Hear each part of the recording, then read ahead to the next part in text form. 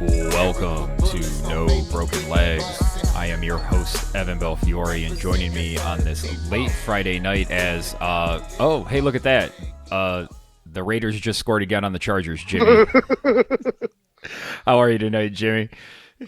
I'm good. Glad the Brandon Staley saga has finally come to a merciful end.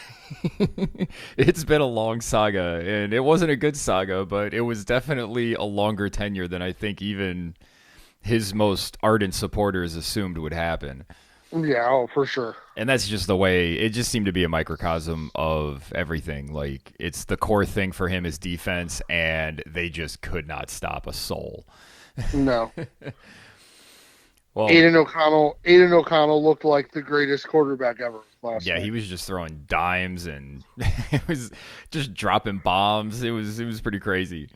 Not many playoff implications in that game on Thursday night, but there are a whole bunch on Sunday that do, starting with none other than our Cleveland Browns hosting the Chicago Bears. The Browns are 3-point favorites, minus 150 on their money line, plus 126 for the Bears. Over-under on this one sits at 38. I mean, I guess the first question that should be asked here, Jimmy, are the Browns going to have enough players to field a team? Well, I mean, they'll have enough players to field a team. What level of competency that team will be able to play at might be a completely different story. Yeah, a lot of injuries on defense. They lose two more guys on the defensive line. Grant Delpit just signed his extension. He's now out. I just this game kind of scared me when I saw how Justin Fields was playing. Running quarterbacks can sometimes give the Browns problems, but they do get to see Lamar on a regular basis, so they should be somewhat ready for this, wouldn't you think? Well, I mean, Lamar tends to give them fits. Yeah. So Well, that's probably a bad example then. Well, he's not Lamar though. that's true. But no, I completely agree with you. I think just with the number of injuries the Browns have and how the Bears have been playing recently, there's a little concern. Like, as we've talked about, during the season, there have been like 15 teams to be the number, the top 5 defenses in the NFL. Mm-hmm. But since the Bears acquisition at the trade deadline and Eberflus has gone back to calling the defense, Chicago's defense has actually been pretty good. Yeah, they've actually been quite good. They're now up to, some of the metrics have them ranked 11th, which is pretty high considering they were like 23rd, Yeah. like week 7. Yes. Yeah, so they're actually, they're starting to play pretty well. And then Justin Fields, but who knows what level of sustainability Justin Fields has in playing well week to week. But he's starting to look competent again. Yeah, and I think he knows he's on his way out and he's auditioning for his next team. Yeah. And to your point about the defense, one of the things that the defense has done really well is they are forcing turnovers. And that is something the Browns have had problems with in recent weeks, even with the move to Flacco at quarterback. They just keep turning the ball over, and that's something that has to stop if they want to win this game. Yeah, I don't think you want this game to get ugly. Like, I think this is a game where I don't know if you can, just with the roster situation, I don't know if you can get away with 2 turnovers and win this football game. I think you've got to be clean, and Chicago's been very good at, and like you said, turning the ball over, getting teams to turn the ball over. I am going to go with Cleveland, but there's trepidation there, if you will. Yeah. But to me, this is actually a really big game. I know it, obviously it's not a head-to-head, AFC thing, but I think this is a game that would make what you're hoping to happen at the end of this season a lot easier if you can make this a win in the win column. Yeah, and right now in the wild card picture, the Browns do have that 5 seed, but you have the Steelers, the Colts, the Texans, the Broncos, the Bengals, and the Bills all sitting at 7-6, a game behind. You have to play Cincinnati. You have to play Houston. Nobody wants to deal with Buffalo right now. I don't know what magic spell has been cast over the Colts and Broncos to keep them in this thing, but here they are. So Yeah. it's going to be a dogfight. They're 2 games back of Baltimore. I know some people have talked about the division being in play. I don't see that happening because I think they're going to still drop another game or two. But getting to 10, we talked about it last week, getting to 10 might not be enough. Yeah. So I think this is a huge game for them. I think they have to win it. I don't like the 3 because I think Cleveland wins this by 3. So I think this ends up being a push.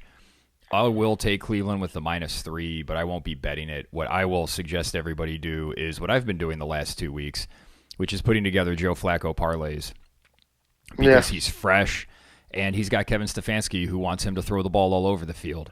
I like Flacco over 2 touchdowns. His over-under for passing yards sits at 225. I think he's going to get over that pretty comfortably. And I also like total passing attempts. He's only at 34.5. He's going to throw the ball 40 times in this game because Kevin Stefanski is his head coach. And he's also going to throw an interception because he's Joe Flacco. And that's your parlay. I've played that 2 weeks in a row, and it's hit. It's been great. It's been a moneymaker. I advise putting your money on that instead of the Cleveland -3 here, just because of the Justin Fields factor and all those Browns injuries. I mean, my worry with betting the line on this game is we come out of halftime and halfway through the third quarter, Miles aggravates his arm or something, and he's out, and it's like, oh shit. Right. No, I totally agree. Like, I mean, this is, and I don't know, and then maybe with the AFC matchups you have left, maybe as a coach, maybe you lose this one to attrition and say, let's be as healthy as we can on the other side of this game with, head-to-heads coming up with teams that we need to beat. So, yeah, I don't think it's a smart bet to bet Cleveland, but I am going to take the Browns. Yeah. This is just another test of what this team is going to be able to do, and can they continue to sustain winning like they have this year. It's been a weird year. The Browns have been right in the thick of it. There's a couple of teams right there with backup quarterbacks. So we talked about it with Sully. There isn't a team in the league right now with how Kansas City's played, with Baltimore's propensity for giving up leads, seeing the Dolphins not really be tough enough. We assumed the AFC was going to be a dogfight, and here we are. So every team that's in this right now should be thinking, why not us? Yep. Oh, absolutely. At the top of the AFC North is the Baltimore Ravens, and if the Browns want a shot of winning the division, then they're going to need the Jacksonville Jaguars to do them a favor, because the Jaguars are hosting the Ravens, and they are 3-point underdogs at home. -178 for the Ravens, +150 for the Jags. Over-under sits at 41.5. I don't know why, Jimmy, but I like Jacksonville in this spot. Do you really? Yeah, I actually think this is...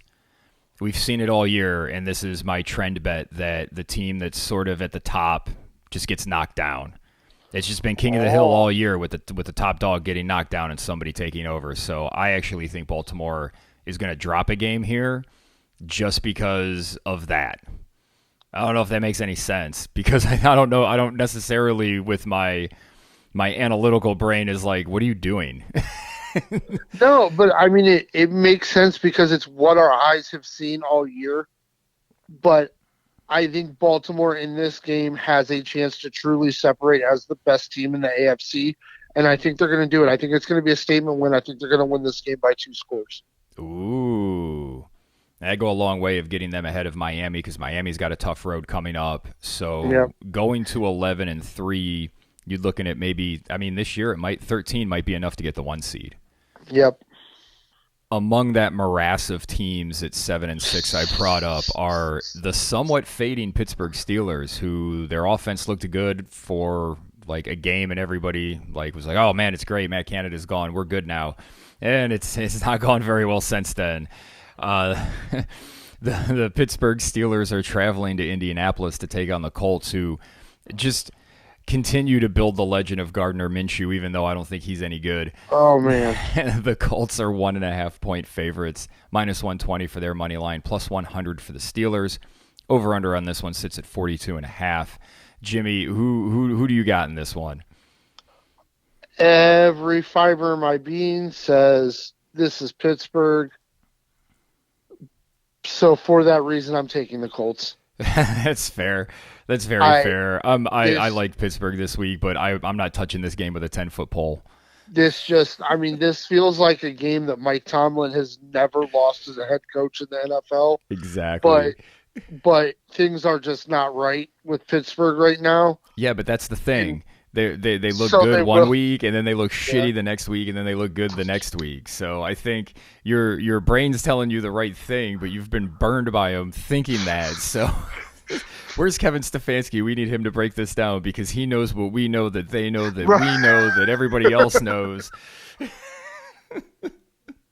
Yeah, I just you did not expect the Week 15 Colts Steelers matchup to have such playoff implications, but here No. we are. Yeah, here we Here we are. are. It's very weird. We would have expected the Cincinnati Bengals playing the Minnesota Vikings to have playoff implications. Not quite the implications that they have, as both teams are fighting to stay alive. Minnesota is currently in. They're the 6th seed, with Cincinnati just ahead of Buffalo in the tiebreakers at 7-6. The Bengals are 3-point home favorites, minus 170 for their money line, plus 143 for the Vikings. Over under sits at 40.5. And I guess we should, pour a little out for Josh Dobbs because he is now the Yeah. third string quarterback, and Nick Mullins will be starting for the Vikings. Yeah. What a wild run Josh Dobbs has been. He was traded because he was too good, and now he's being benched. Yeah, it's absolutely wild. I hate to say it, but I have to give kudos to Zach Taylor. I think he's doing some of his best coaching as an NFL head coach, and the Bengals are going to win this game. Yeah, I wanted Yeah. to spit at what you just said because I thought it too. Yeah. It pains me to say that he's been doing a good job. Yeah. I hate it. I hate it because you know how I feel about him, but I still think that he's the guy that just does I think he does the planning and he comes up with the game plan, and I think Browning's seen enough of how Joe Burrow handles himself. And with Joe Burrow being on the sideline, I think that gives him that extra oomph to really, take over as the general. yeah, no, that I mean it makes sense. It's just I mean the offense just it's clicking, it's flowing. He's not putting him in a lot of mistake-filled situations, Nope. and I mean I think I love the under here after what the Vikings did last week. So yeah, I think I'm a big It lean helps. on the Bengals and the Vikings here. It helps when you can throw it to Jamar Chase. Yeah, it's not a bad idea. Up next, we have the game of the week. The Yes. Dallas Cowboys are traveling to Buffalo to take on the Bills. Dallas sitting right there for the 1 seed in the NFC West. Buffalo fighting to stay alive. They've lost all the tiebreakers to everybody. They're at the bottom of that 7-6 heap. But they find themselves as 2-point favorites. Minus 135 for the Bills, plus 115 for the Cowboys. Over-under sits at 50. How's this going to play out, Jimmy? Oh, I think this is the Josh Allen up game. I think the Bills win this game. I think it's going to be a shootout, and I think Josh Allen is going to come out looking better than Dak Prescott. Wow. So I have the Bills over and the Bills to win the division, which is still in play if they win out. Yeah. So last week I talked about making some hedge bets. This will be a hedge bet, and I also get plus 115 on the Cowboys, which is pretty nice. So that is the route I'll be going. That's more of a long-term play with future bets. So personally, I'm glad that this was the situation I'm in because I don't really know who's going to win this game. Because Dak Prescott's playing really good football right now. I've been playing a lot of parlays with him, and he's been a moneymaker. If this is the week you get good Josh Allen, then maybe. Since they've switched offensive coordinators, they seem to be getting James Cook more involved, which is helpful. They got to have somebody besides Diggs to help Allen out. Yeah, I mean Gabe Davis was absolutely supposed to be that guy, and it just Nah. I don't know. He's definitely Nah. taken a step. Yeah, definitely. I mean, but it didn't look like it last year, right? I mean, Yeah. it looked like he may have had a chance to even surpass Diggs, and that just hasn't happened. But I don't know. I just think Dallas is they're about as up as I think as they can be. I think if this game was in Dallas, I think I'd feel totally different. Yeah, well, But they I just think, don't lose in Dallas. I think they're going to go into Buffalo. I don't think right now in the NFL, I don't think there are a lot of places the Cowboys could go that would be considered hostile territory, Mm-hmm. but I think Buffalo still is. Yeah, and that fan base is going to be up. They know they need Yeah. to be up. They know the team needs to sweep to get into just have a sniff at the playoffs. So Yeah. they're going to be up. I wouldn't be surprised if Buffalo wins this game. I would. Man, that 50 is a big number, but this seems like one of those games where both teams, 30 to 28, 30 to 27. Yeah. Yeah. I I think mean, yeah. 4 touchdowns for each team, or 3 touchdowns and 2 field goals each. That's not a lot. I think these teams can easily do it. They're Yeah. I both think. kind of humming, so feel free to bet the over. Feel free to take some score parlays with. I mean, CeeDee Lamb's been a touchdown machine lately. Yep. Pretty shocked to say this next sentence for the Broncos and the Lions playing each other, but big playoff implications. Yeah. The Lions are 4.5-point favorites, minus 220 for their money line, plus 180 for the Broncos. Over under sits at 48. These are two teams that have been going in different directions for the last month. Detroit's really fallen off. Denver's looking a lot better. They had a hiccup there when Russell threw 3 interceptions. Which team gets right here and puts themselves in position to keep rolling? I think Denver is going to roll in this game. I think defensively, I don't think Detroit can stop what Denver can do offensively, and I think Denver will at least know Denver has the personnel to slow down what Detroit needs to do to be successful. So I'm actually going with the Broncos here. I'm shocked, stunned. I can't do it. I just don't trust this Denver team. I like Detroit at home. I don't know if they cover that 4.5, but I do like their offense to look good. That 48 is a really good number because I think this winds up being like 24-21, 28-24, somewhere in that territory. So it's a really good 48 number. Maybe you can tease that down a little bit and take the over, or tease it up a little bit and take the under if you want to build some parlays off of it. But I think Detroit's going to get right for no reason other than... So I guess I should say I don't know if they'll get right here necessarily, but they're in a weird spot because they're not going to get the 1 seed. It's not going to happen. But they're also not going to fall lower than the 3 seed because whoever wins the NFC South is going to be the 4 seed. So we've seen teams kind of fall into lulls as the season goes on. So it looks like Detroit might be in a little bit of a lull. So is that going to continue long term? Can they bounce back? That's really what I'll be looking for in this game. Yeah, and I would say, that's probably one thing that their head coach is probably very good at. I would think we'll be getting them out of that lull. Yeah, he's got a lot of passion. He's got a lot of fire, and that should help them a lot. Yeah.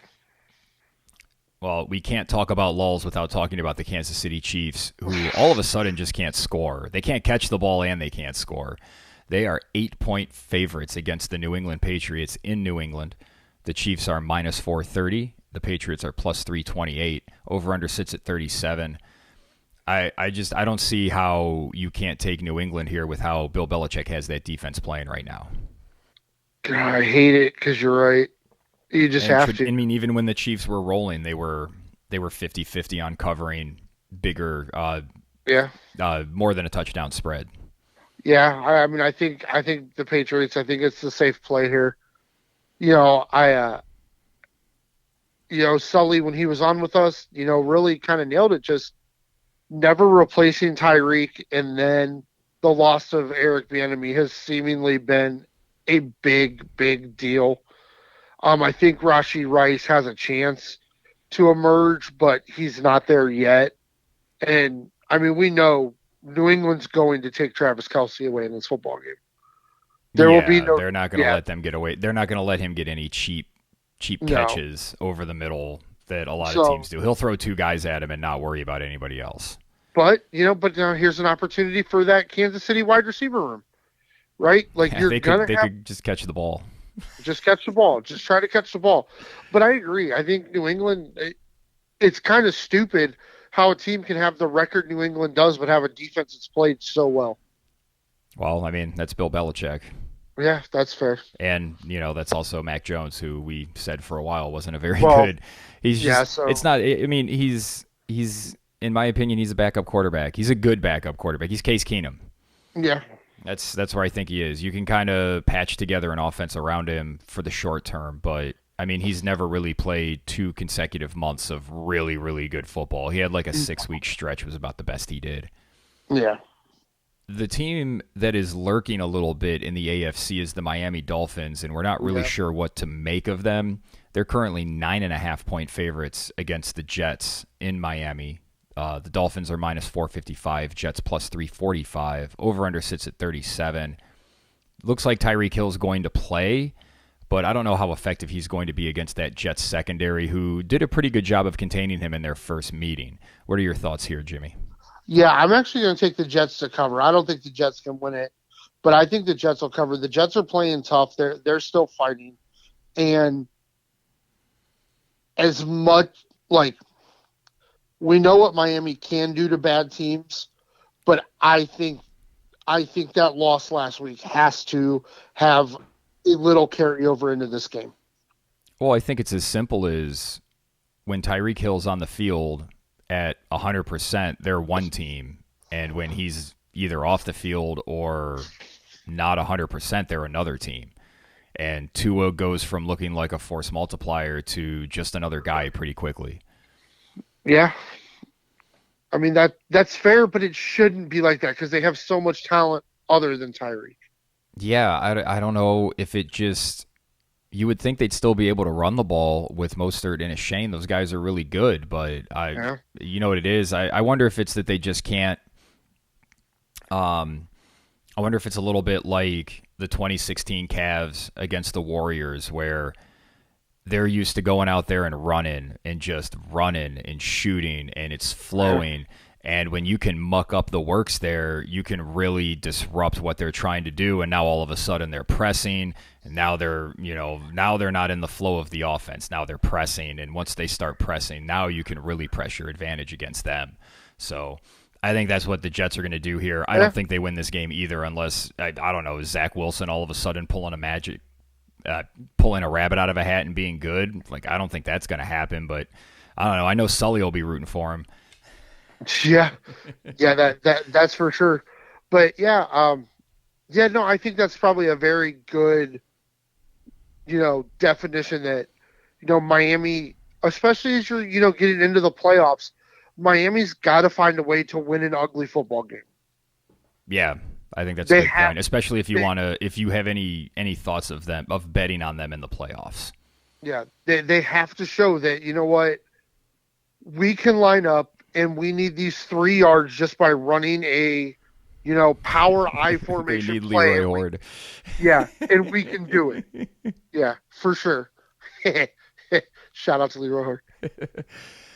The team that's probably suffered the most from the top dog getting knocked down status that we've seen so far this year is the Philadelphia Eagles. They've lost 2 in a row. They've also had a brutal stretch of football here. Just they've had to play some really tough teams. And they get a really desperate team here in the Seattle Seahawks, where Philadelphia is traveling. They will be 3-point road favorites, minus 170 for their money line, plus 143 for the Seahawks. Over-under sits at 47.5. The Eagles are in a fight for the division, so they desperately need a win here. Seattle at 6-7 is not out of it because the Packers, the Rams, the Seahawks, the Falcons, the Saints, and the Buccaneers are all 6-7. Now, one of those NFC South teams is going to win the division, so they got to have a win here if they want to stay in contention. Do you think they get it? What do you think happens here? So I think it had to take a brutal ass stretch of a schedule to make the Eagles look subpar. That's true. I think the Eagles are still the second best team in the NFC. I would agree with that. And I think they'll show that against Seattle. Like, I think they win this game comfortably. I don't think this is a dogfight. I think they'll put Seattle away early and run away with this game. Who's playing quarterback for Seattle in this game? They don't have any. I'm looking at their Yeah, passing odds. I don't see anything. So is Gino hurt? Did he get hurt last week and I yeah, just missed it? yeah. Well, it's kind of coming up in practice this week, and they've got him as doubtful right now. Okay. It's a good spot for Philadelphia because their secondary has just been trash. Everybody has been abusing them. So to not have to face, even if Gino's in there, he's going to be limited, dealing with an injury.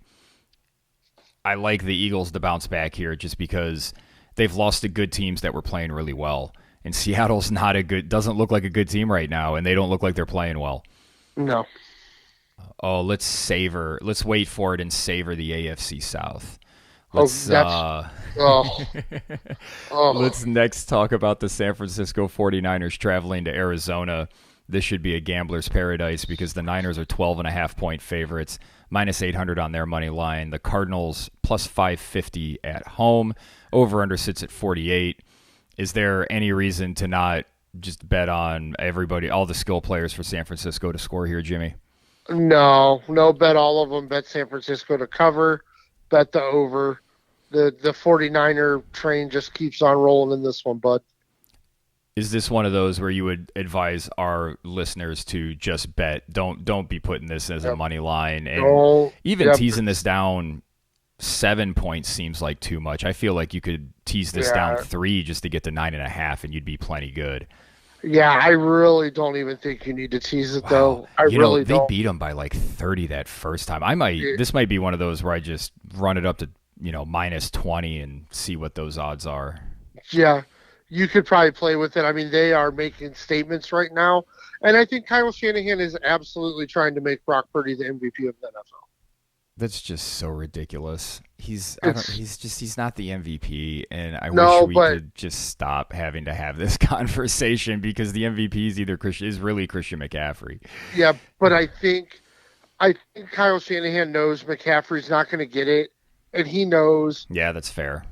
He knows the type of plays if Purdy can make happen each week, the opportunity is there, and I think those are the kind of things that I do think Shanahan thinks about and matters to him, and I think you're going to see it. I think they're just going to I think the media wants this to happen.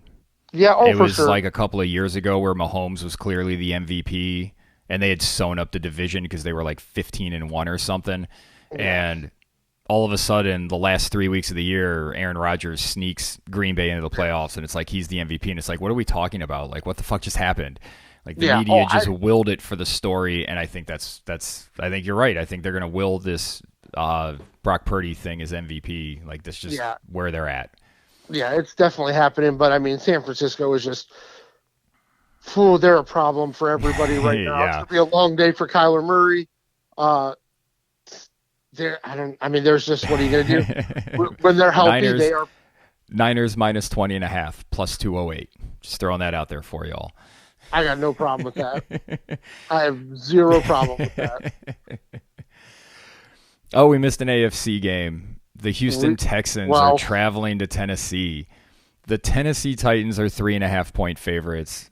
Minus 195 for their money line, plus 162 for the Texans. Over/unders 37. I haven't looked at the stuff yet. I was going to do that tomorrow morning. This tells me that Houston will not be having the services of one C.J. Stroud. No C.J. Stroud. Their top 2 pass catchers are out. But I still think Mike Vrabel's swan song is going to be losing this game to Davis Mills. I think the Texans win this game outright. Wow. I'm going to take Tennessee. They look somewhat competent, and they've looked better at home where Derrick Henry has run better. That's true. I do think this is going to be an over. I think Davis Mills will look better than people are expecting. We've seen that all year where backups have been playing better. I just think Vrabel knows he's coaching for his job or maybe his next job, and as much as Houston wants to stay in this, I just don't think they can with their injuries. I think Tennessee comes out on top. Yeah. Vrabel keeps his hopes for a winning season alive one more week.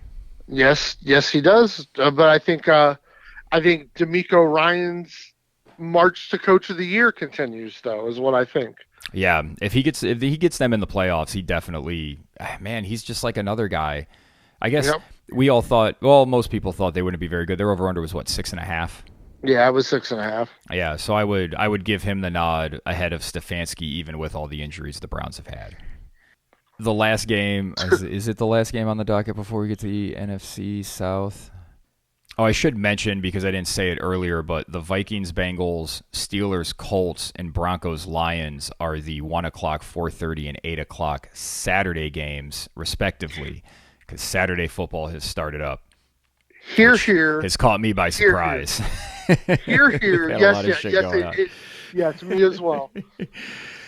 So our last game that is not NFC South related sees the Washington Armada traveling to LA to take on the Rams. Rams 6.5-point home favorites here, minus 305 for their money line. Commanders plus 240. Over under sits at 50.5. Williams is the play here across the board because I think the Rams are going to kick the shit out of the Armada. So, first thing I will say is I do not disagree with you. Second thing I will say is just because of the way the quarterback situation and injuries have gone in the NFL, I have 3 fantasy football teams in which either my playoffs have started or it's the last week before the playoffs. And Sam Howell is who I need to start at quarterback. Oh, God. So I'm going to put out into the ether that the Armada are going to throw for 4 touchdowns and win this football game because I need to will it to happen. So I'm going to attempt to do that. So fair enough. Everybody take the over. So take the over. Here come the Armada.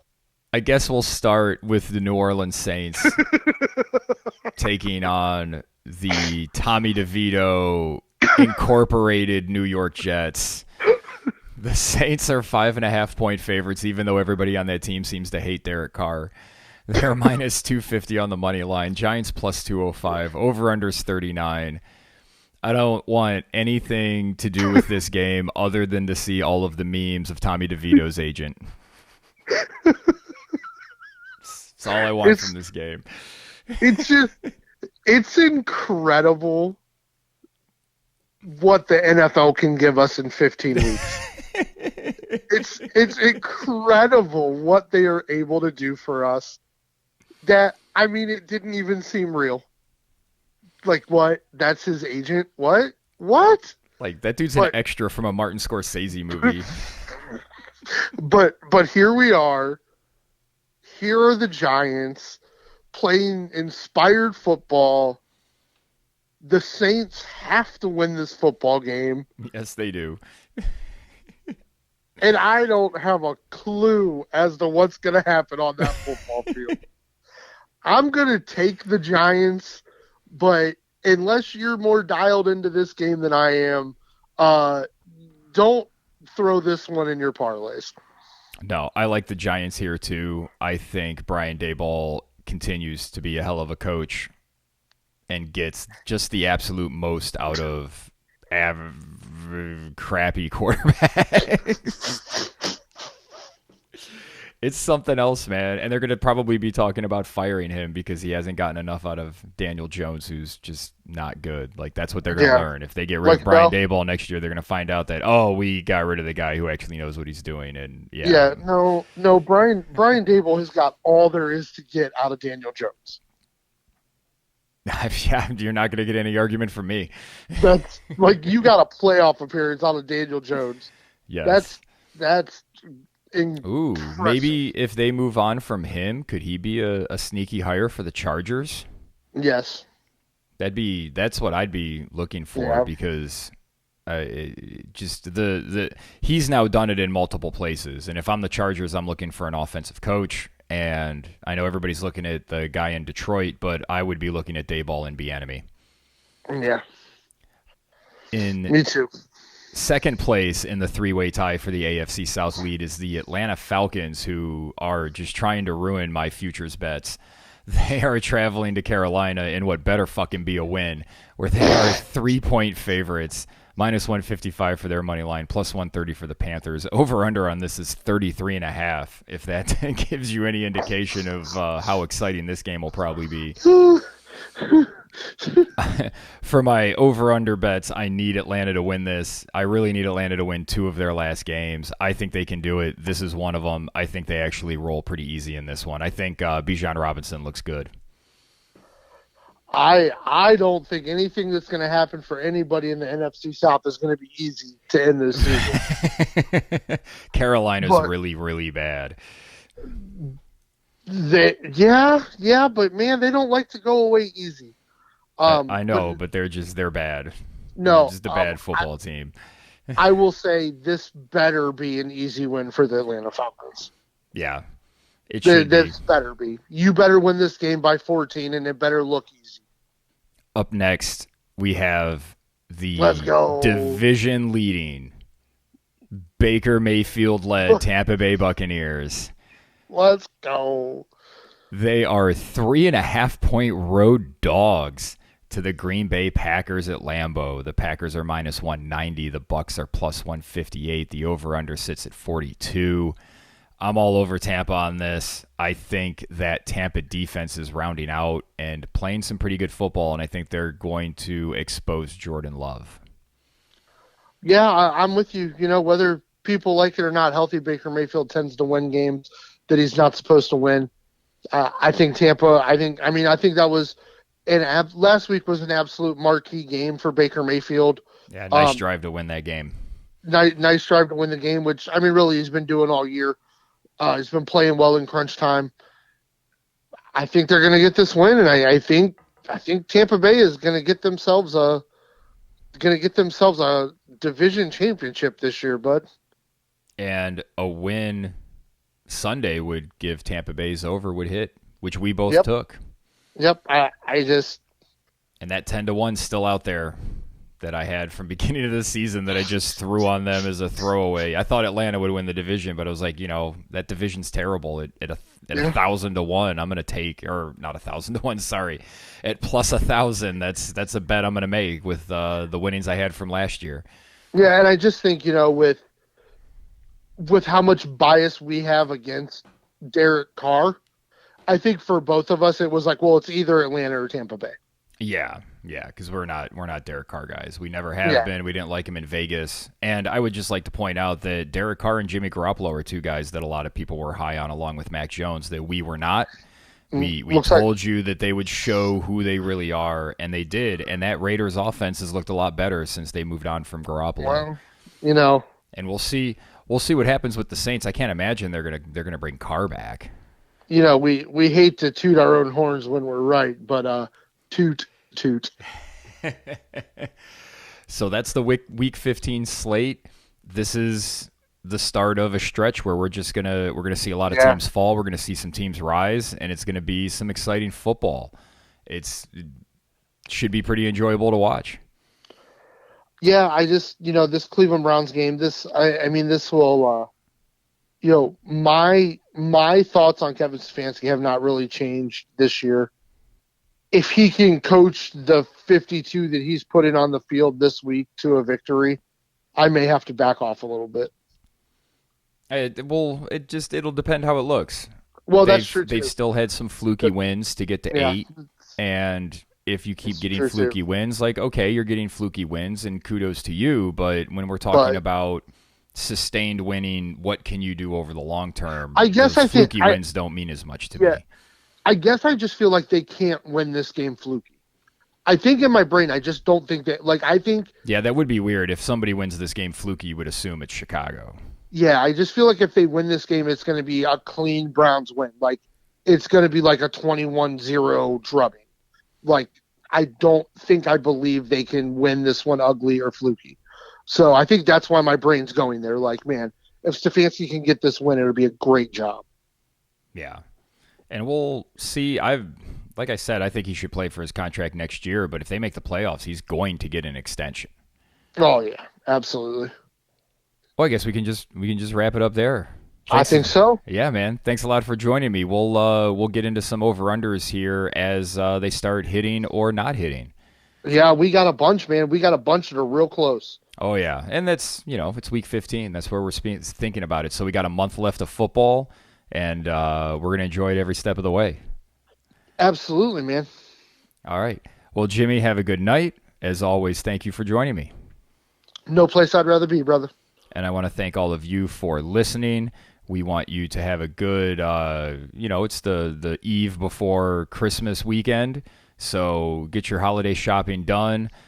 Listen to our podcast so that you can put a little more green in your pocket.